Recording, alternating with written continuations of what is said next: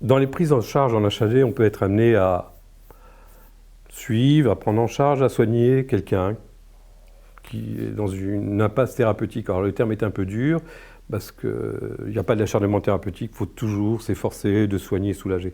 Mais on sait que dans l'évolution d'une maladie cancéreuse, on peut arriver à un moment où il n'y aura pas de traitement curatif qui laisse espérer une guérison. Par contre, les derniers jours, les derniers mois, les dernières semaines, sont quand même des moments de vie importants. Et ces moments de vie importants, il faut savoir les préserver.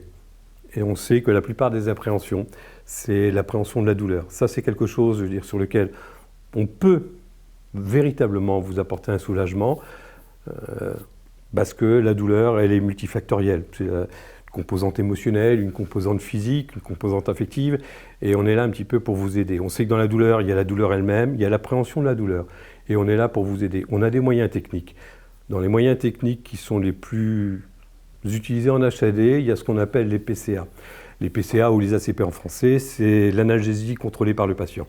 Ce qui permet à ce moment-là de délivrer une dose de morphine à la dose adaptée. Comme j'ai dit tout à l'heure, c'est-à-dire qu'il faut que ça soit une dose qui vous permette de soulager la douleur sans amputer vos capacités relationnelles, avec la possibilité, par une petite manette, de pouvoir délivrer des doses quand on a un épisode aigu.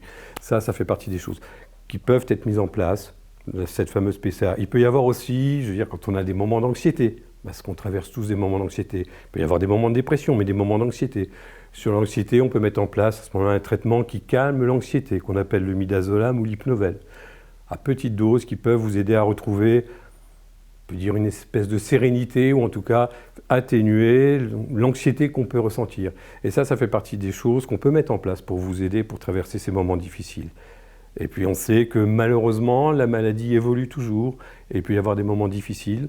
Les moments difficiles, c'est quand on commence à parler un petit peu de la fin de vie, parce qu'il faut en parler. Et pour avoir participé à plusieurs ateliers sur la fin de vie, on sait que le souhait d'énormément de Français, c'est de pouvoir vivre les derniers moments au domicile, entouré des proches. Et ça, c'est quelque chose qu'on essaye de mettre en place le plus possible. Bien évidemment, on ne peut pas le faire tout seul. On le fait avec votre médecin traitant, on le fait avec vous, on le fait avec vos proches. Comment vous voyez les choses, on le fait avec le psychologue. Et ça, c'est quelque chose qu'on sait faire pour accompagner, je dirais, le mieux possible. Ça fait un petit peu comme une oxymore, mais le moins mal possible pour vous aider un petit peu dans ces derniers moments, que vous puissiez partir, je dirais, sereinement. Souvent, c'est une appréhension des gens de pouvoir partir à domicile entouré de leurs proches. Et ça, c'est quelque chose, un projet qu'on essaye de mettre en place le plus possible.